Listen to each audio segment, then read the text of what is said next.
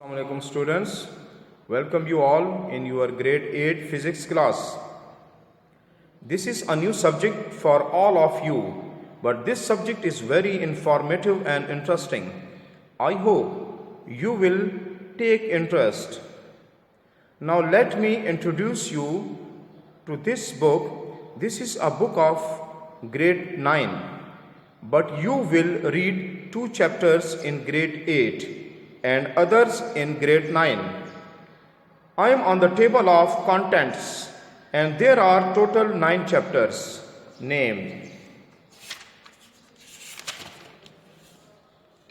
Physical Quantities and Measurement, second Kinematics, number 3 Dynamics, number 4 Turning Effect of Forces, number 5 Gravitation, number 6 Work and Energy, number 7 Properties of Matter, and number 8 Thermal Properties of Matter, number 9 Transfer of Heat.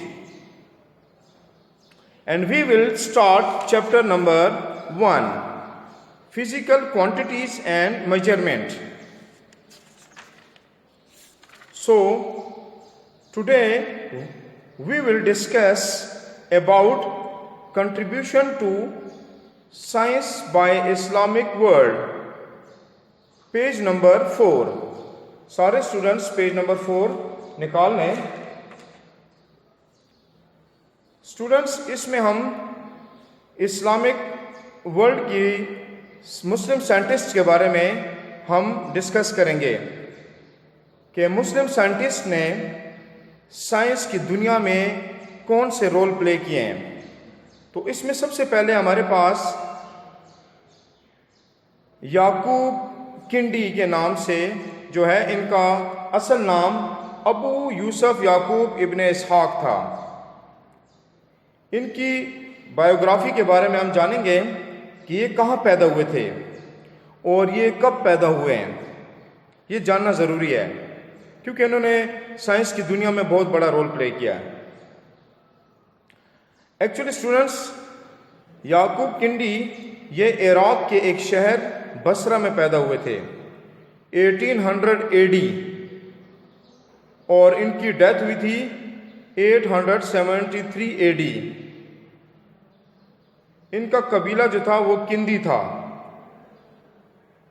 और इनके वालिद जो थे वो उस वक़्त उस इलाके के गवर्नर थे. और अब इनकी अचीवमेंट के बारे में हम डिस्कस करते हैं. तो इनकी अचीवमेंट स्टूडेंट्स, इन्होंने ये अरब के पहले फिलोसफर थे. इन्होंने ज्योमेट्री पर 32 किताबें लिखी हैं, मेडिसिन पर और फिलॉसफी पर 22 किताबें लिखी हैं, फिजिक्स पर 12 किताबें लिखी हैं. इन्होंने साउंड की नेचर के बारे में डिस्कस किया है कि साउंड जो है ये क्या है. साउंड असल में ये एनर्जी की एक फॉर्म है और साउंड की नेचर, साउंड जो है ये मैकेनिकल वेव्स की फॉर्म में जाती हैं. साउंड असल में मैकेनिकल है और मैकेनिकल वेव्स वो होती हैं जो विदाउट मीडियम ट्रैवल नहीं कर सकती हैं. तो इसने इसके बारे में डिस्कस किया कि साउंड जो है कंप्रेशन एंड रेयरफेक्शन की फॉर्म में ट्रैवल करती हैं वेव की डायरेक्शन के parallel to the direction of the wave, parallel to the direction of the propagation of the wave. जिस डायरेक्शन में वेव्स ट्रैवल कर रही हैं तो मीडियम के पार्टिकल वो भी उसी डायरेक्शन में पैरेलल मूव कर रहे हैं, लेकिन कंप्रेशन की फॉर्म में एंड रेयरफेक्शन की फॉर्म में. कंप्रेशन वेव का वो फेज होता है जहां पर पार्टिकल्स मैक्सिमम पॉसिबिलिटी में होते हैं और जब मिनिमम पॉसिबिलिटी में होते हैं पार्टिकल मीडियम के, तो उस फेज को रेयरफेक्शन कहते हैं. तो कंप्रेशन एंड रेयरफेक्शन की फॉर्म में वेव ट्रैवल करती हैं, sound waves. His most important work was on sound and optics. Optics के बारे में भी इसने डिस्कस किया था. آپٹکس اصل میں لائٹ کی پراپرٹیز کو ہم ڈسکس کرتے ہیں اس میں آپٹکس میں کہ لائٹ کیا ہے. Light is also kind of energy اور یہ اسٹریٹ ٹریول کرتی ہے, اس کی نیچر ہے. لائٹ کو ہم کہتے ہیں ڈوئل نیچر, اس کی ڈوئل نیچر ہوتی ہے, ایز اے ویو بھی ہوتی ہے, اس کو کنسیڈر کرتے ہیں, اور ایز اے پارٹیکل بھی. Dual nature of light. تو اس نے آپٹکس کے بارے میں بھی ڈسکس کیا ہے. He explained the idea that gold cannot be made from other metal. اس نے یہ بھی ایکسپلین کیا تھا کہ سونا جو ہے وہ باقی میٹل سے نہیں بنتا, نہیں بن سکتا. بل He produced many research on monograph, مکالمے, میٹیورولوجی, موسمیات کے بارے میں, اور اسپیسیفک گریوٹی کے بارے میں. اسپیسیفک گریوٹی ریشو ہے, ریشو آف کس چیز کی, density of a given sample of a liquid divided by density of the reference liquid which is water. ان دونوں کی ریشو کو اسپیسیفک گریوٹی کہتے ہیں. اینڈ آن ٹائڈس کے بارے میں بھی اس نے ڈسکس کیا تھا. ٹائڈس کیا ہوتے ہیں, سمندروں کے اوپر مد و جزر جس کو اردو میں کہتے ہیں, پانی کا ایز اے ہول موو کرنا ٹورڈز لینڈ, اور لینڈ سے پھر واپس سمندر کی طرف جانا, اس کو ٹائڈس کہتے ہیں. ٹائڈس کیوں بنتے ہیں, یہ گریویٹیشن پل کی وجہ سے, چاند اور سورج کی. جب چاند اپنی پوری پوزیشن میں ہوتا ہے فل چاند, تو یہ چیزوں کو اٹریکٹ کرتا ہے, تو اس وجہ سے پانی کو بھی اٹریکٹ کرتا ہے. ایز اے ہول پانی نہیں اوپر جا سکتا, تو ایز اے ہول موو کرتا ہے, پانی میں لہریں بن جاتی بڑی بڑی, ان کو کہتے ہیں ٹائڈس. سورج کی وجہ سے بھی ہوتے ہیں.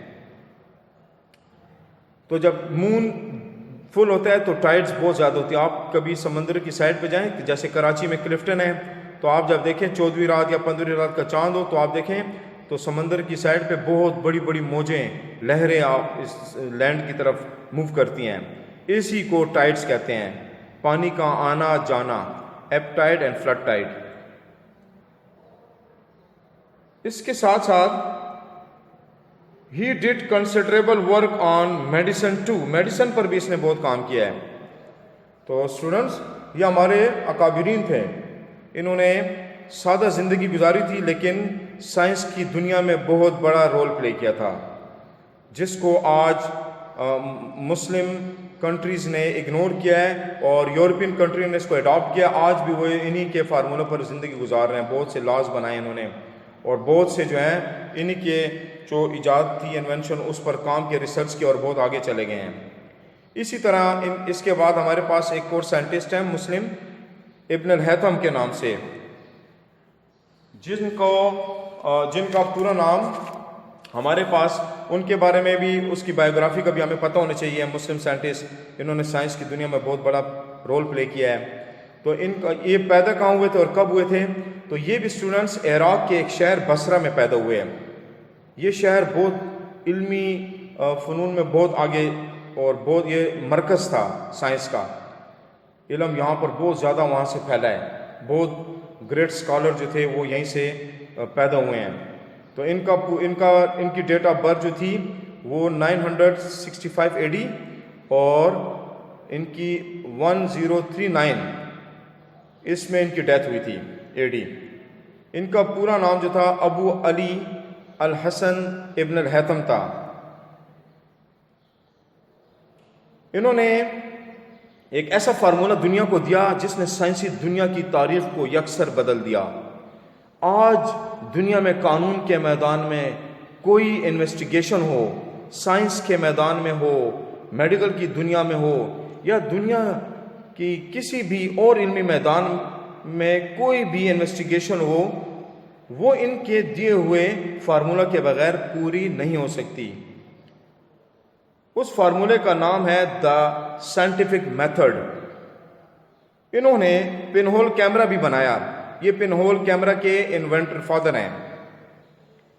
ایک بہت ہی واسٹ سائنٹیفک فیلڈ پر انہوں نے کام کیا, جس میں سائیکالوجی, نفسیات شامل ہے, جس میں روشنی کی سائنس بھی شامل ہے.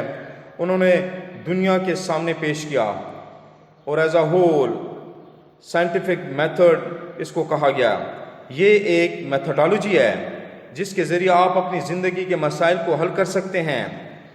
ان کے اس کام کو آج بھی دنیا استعمال کرتی ہے، یورپ میں آج بھی انہی کے کام کو استعمال کر رہے ہیں، انہی کی ایجادات کو استعمال کر رہے ہیں، اور ڈیجیٹل اور ایچ ڈی اور بڑے اچھے اچھے کیمراز جو ہے نا وہ اسی کی انہی کی قانون سے، انہی کے لاز سے بنائے گئے ہیں۔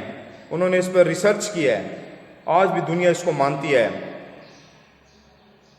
مگر کچھ لوگ ان چیزوں کو اپنے نام پر کرنا چاہ رہے ہیں۔ یہ بات اپنی جگہ پر موجود ہے۔ فار ایگزامپل راجر بیکن یا فرانسس بیکن کو کریڈٹ انہوں نے دیا کہ یہ کام انہوں نے بنایا ہے، لیکن ایکچولی آج بھی دنیا مانتی ہے کہ یہ ابن الہیثم کا ہی کارنامہ ہے۔ اس کے انوینٹر ابن الہیثم ہی ہیں ایکچولی۔ 1015 میں ان کی ایک کتاب پبلش ہوئی جس کا نام کتاب المناظر ہے۔ اس کا نام ویسٹ میں دا بک آف آپٹکس رکھا گیا ہے، دا بک آف آپٹکس۔ اس میں لائٹ کی پراپرٹیز پڑھتے ہیں کتاب المناظر میں کہ لائٹ کی کیا پراپرٹی ہے، اور اس نے یہ بھی بتایا کہ لائٹ جو ہے ہماری آنکھ سے نہیں نکلتی جاتی بلکہ یہ چیزوں پر پڑھ کر ہماری آنکھ میں آتی ہے۔ ریفلیکشن لاز بھی بنائے ہیں، لاز آف ریفلیکشن، اور اسی طرح ریفریکشن کے بارے میں کہ لائٹ ایک میڈیم سے ٹریول کرتی ہے دوسرے میڈیم میں انٹر ہو کے وہ اپنی سپیڈ اینڈ ڈائریکشن چینج کرتی ہے۔ This process, this phenomena is known as refraction. For example clear water, اس میں سے لائٹ پاس ہو کے گزر سکتی ہے۔ اسی طرح گلاس، ٹرانسپیرنٹ گلاس، لائٹ پاس ہو سکتی ہے اس میں۔ کوئی بھی ایسا مٹیریل جس میں لائٹ پاس ہو سکے اس کو ٹرانسپیرنٹ مٹیریل کہا جاتے ہیں، for example glass, water, clear water. اور جو ہائیلی پالش چیزیں ہوتی ہیں، سرفیسز ہوتی ہیں، اس میں سے ریفریکشن نہیں ہوتی بلکہ ریفلیکشن ہوتی ہے۔ ریفلیکشن اس فینومینا، اس پروسیس کو کہتے ہیں جس میں لائٹ ایک میڈیم سے جا کے دوسرے میڈیم کو سٹرائک کرتی ہے اور آفٹر سٹرائکنگ اسی میڈیم میں بیک موو کرتی ہے۔ This is known as reflection of light. یہ ساری چیزیں ابن الہیثم نے ہمیں بتائی ہیں۔ تو اسٹوڈنٹس، پن ہول کیمرہ جو تھا ان کے بھی یہی یہ انوینٹر تھے۔